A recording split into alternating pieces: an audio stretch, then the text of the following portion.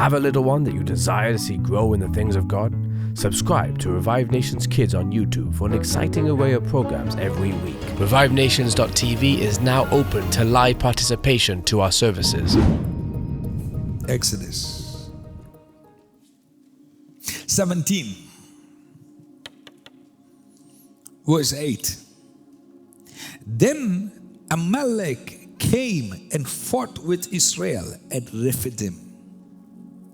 So Moses said to Joshua, who? Joshua. That was the first time Joshua is recorded. Choose for us men and go out and fight with Amalek. Tomorrow I will stand on the top of the hill with the staff of God in my hand. Wait a minute. You're not coming? You're telling me I have to go out and fight, but you're not coming. You're going to be very safely on top of the mountain. Joshua, you're not ready to come up the mountain yet. Are you understanding what I'm saying?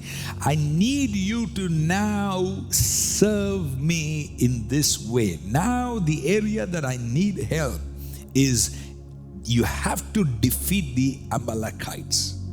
He said, so the location that I need you is a place of servanthood. The location that I need to see you today is the location of servanthood. You have to understand, this is a formula for everything. Everything. It is the serving Martha that allows Mary to enjoy the feast. Okay? Serving. It is the servitude, a heart of a servant that allows you to go up the mountain. Jesus, when he chose the disciples, he called them servants. When he began the journey, they were servants. And then he took them up the mountain, encountered them, took them into a deeper place, the inner chambers. And then he said, I do not call you servants anymore. I call you friends. So there is a transition from being a servant to a friend. Never rush the transition. There is a transition where God is looking. Can I see if you're ready to lay down your life? If you're ready to lay down your life, now I'm ready to turn you from a servant to a friend. So Joshua, I want to do a lot with you. In fact, Joshua doesn't know you're going to be the next leader of Israel. But before that, I need to try you. I need to know if you're ready to lay down your life. So the first battle that comes out, I'm sending you. Choose some people. I'm not coming with you. I'm going up the mountain. That's a secret. As long as your man of God is up on the mountain. Okay. You must have victory in the valleys. Yes. You see, the victory of Joshua starts with his obedience. Starts with his obedience to lay his life down. Okay? His victory starts with what? Obedience. Not afraid to lay his life. Ready to lay his life down. And yet, he has to make sure that he facilitates Moses going up the mountain. So it is him being able to do what he is doing that allows Moses to go up the mountain. Are you following what I'm saying? If you don't do what you are supposed to do, if Martha doesn't do what she's supposed to do, Mary never gets to sit at his feet. But still we are one body. Still one body. You understand? Let me prove it to you. Can I prove it to you? John chapter 15, verse 15. No longer do I call you servants, for the servant does not know what his master is doing. So there is a season where you have to be a servant where you don't know what the master is doing. So there's a season where Moses is called and says, son, you have to go and fight these Amalekites. I'll be on the mountain. What do you mean? Why? What? How? What Joshua is like, no problem. These are the guys? Okay, I go. He's ready to go. He's ready to go. Because there's a season when you are a servant, you don't know what the master is doing. There are many things you don't know from the beginning. You don't know from the beginning because it has to be hidden to you as a servant. But when you see that as a servant, you are ready to die for your calling. You're ready to what? Die, live for your calling. Then now you're ready to go to the next stage. Look, that's what it says. Read it carefully. But I have called you friends, for all that I have heard from my Father I have made known to you.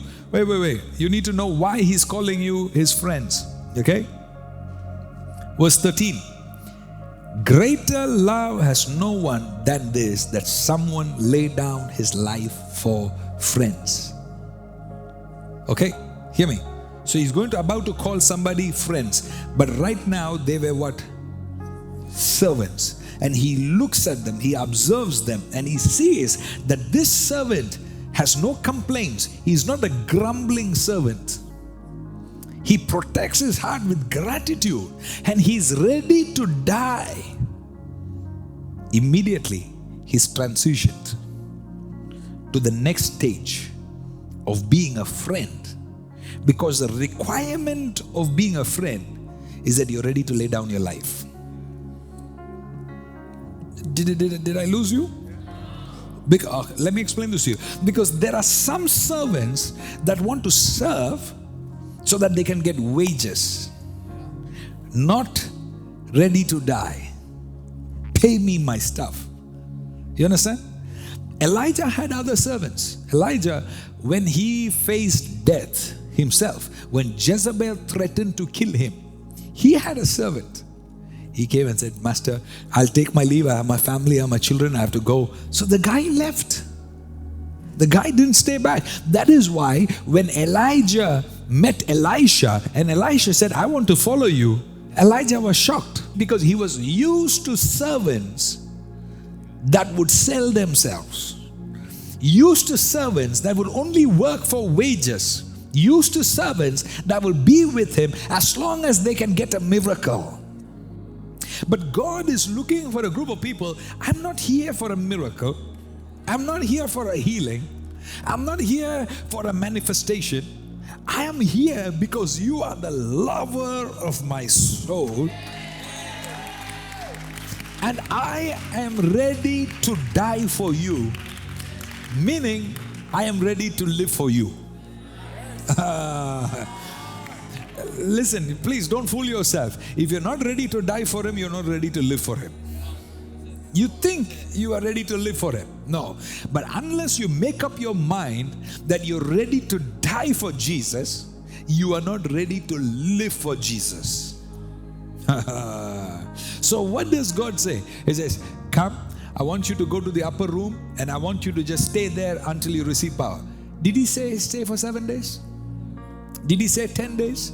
Did he say 20 days? He said, I command you to stay there until.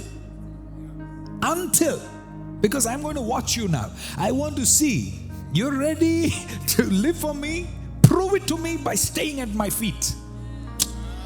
My goodness.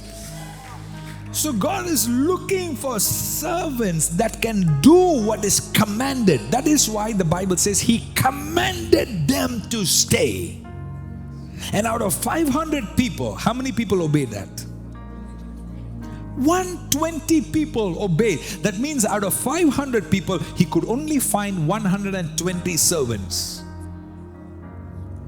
And the 120 servants passed their test of sitting at his feet, listening to his voice long enough.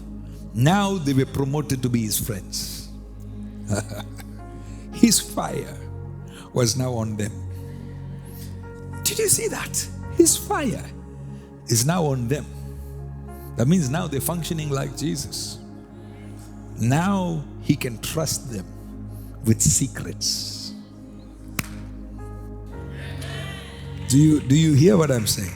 God is looking for people that are his servants. They are here to serve. They are here to serve. They linger in his presence so long to the point where now they start showing the character of a son. Because you see, only a son works without salary. Only a son works without wages.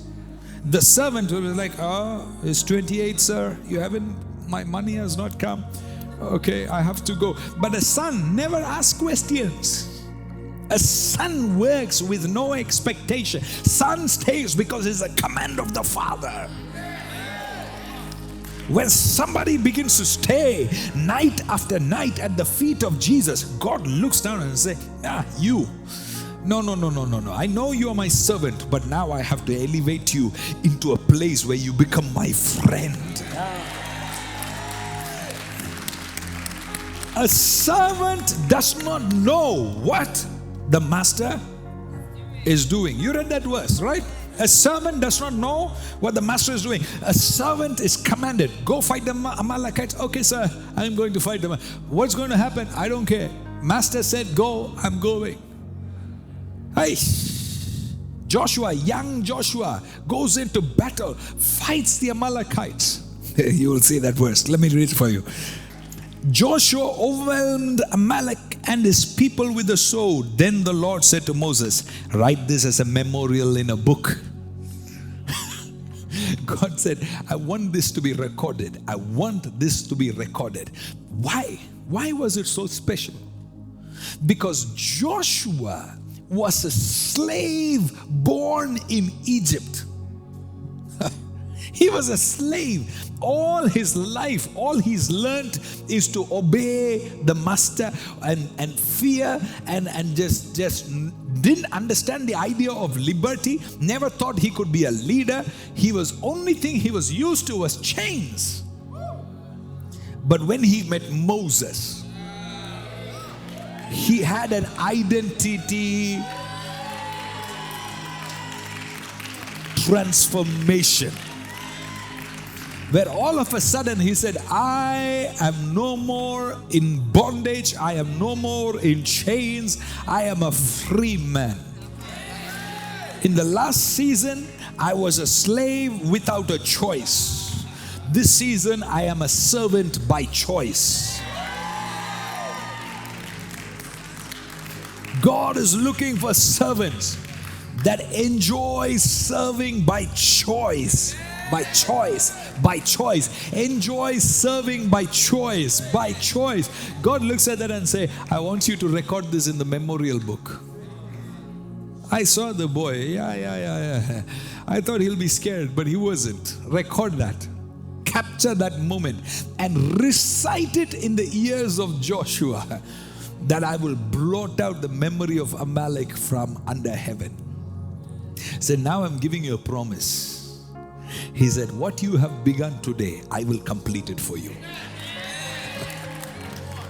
My goodness. As a servant, you started something, but you don't have the capacity to finish it. The Lord says, I will finish it for you. I will.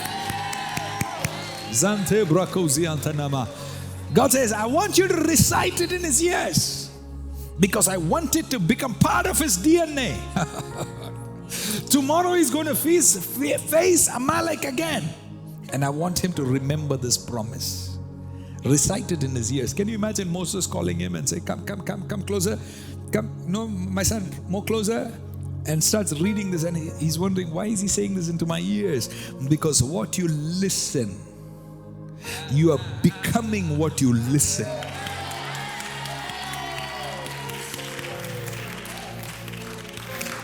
Okay, you're ready for the next part. You're ready. Exodus 24 verse 12. The Lord said to Moses, come up to me on the mountain and wait there. Who is the call coming to? Moses, wait there, that I may give you tablets of stone with the law and the commandment which I have written for their instruction. So Moses rose with his assistant Joshua, and Moses went up into the mountain of God. Okay, hear me. That boy, you remember that boy? That's ready to die. He started going places with Moses that even Aaron was not allowed to go. 70 of the elders were staying, waiting, believed. But one Joshua. And God, when He is speaking, I love this. When God is speaking to Moses, He's saying, only you shall come. Look, He's not saying you and Joshua. He's saying, only you shall come.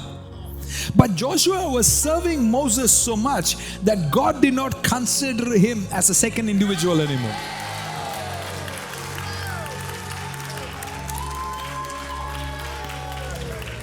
Study it. You will see what I'm saying.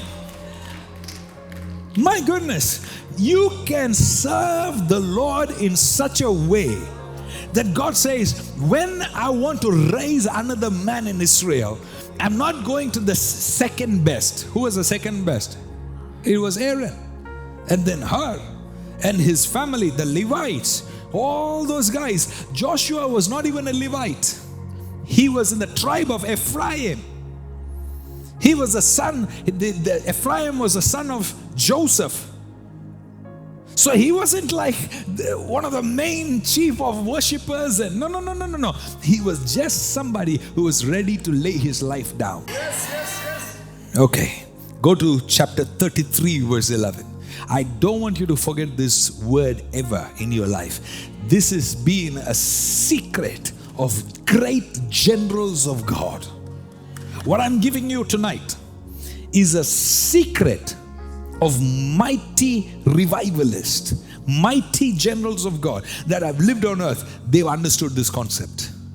So I pray that you will catch this concept. Exodus 33 verse 11. Are you there? Thus the Lord used to speak to Moses face to face, as a man speaks to his friend. When Moses turned again into the camp, his assistant, his servant, Joshua, the son of Nun, a young man, would not depart from the tent.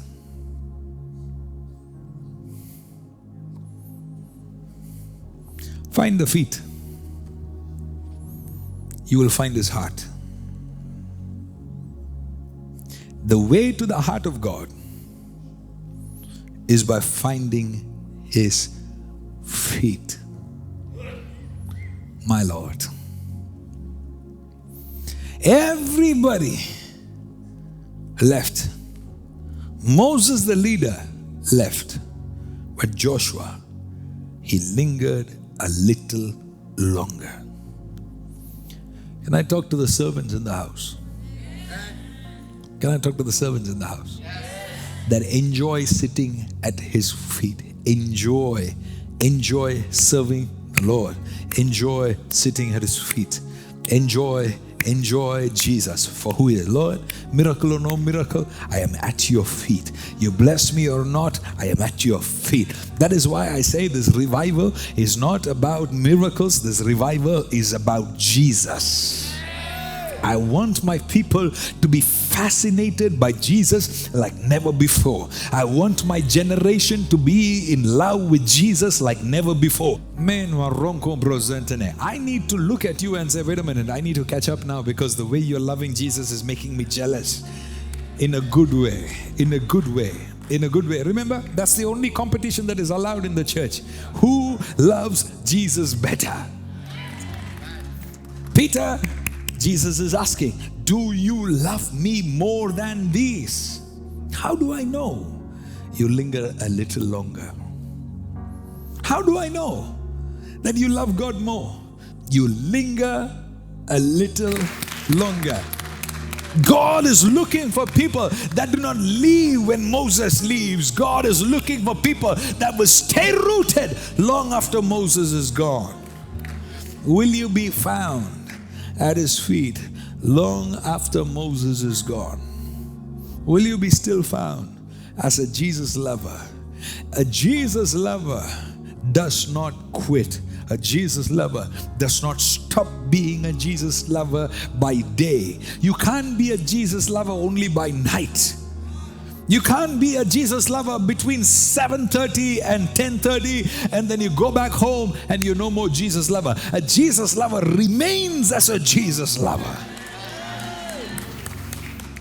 In fact, Mary began to follow Jesus for the entirety of the ministry and took care of Jesus with providing for food, providing money, sponsoring their ministry, all the way to his burial. She had prepared perfumes even for his burial, because a Jesus lover never quits, never quits, never quits. Lantanama, some of you are going to be transformed tonight from a servant to a friend in the name of Jesus. Laronto Manasa. How long is it going to take? How long should I serve before I am turned to a friend? A servant doesn't care about that. You don't care about it. You're not saying, okay, when do I become reverend or most reverend or high reverend? You don't care about titles. You are doing what you're doing because you enjoy what you're doing. You're doing what you're doing because you don't have a life outside that. You're ready to die, therefore you're ready to live for Him. Those are the ones that don't need a cheerleader to come and teach them to clap hands, to shout or dance. To worship the Lord will come to them naturally. To break the alabaster jar will come to them naturally. They're not the ones getting upset about offering times. They love giving. And the first time they give and it's not enough. The second time they give, it's not enough. They can give everything and it's still not enough. They come to a place where they say, Lord, I have nothing more to give, so can I just give myself? Hello, welcome again. Thank you for joining us and being part of the Revive Nations family. We appreciate all the partners around the world to help us to get this word reach the nations. And as the word is coming to you, life is coming to you, restoration is possible, and the Lord will turn everything around for them that loves Him. So go forward with this great faith. Now you can listen to the full sermons on the Shyju Mathew app. It's available in both Android and iOS. Subscribe to our social media platforms and let us grow together. We would love to hear from you. Until next time, God bless and shalom. Distance is not a barrier to God. ReviveNations.tv is now open to live participation to our services.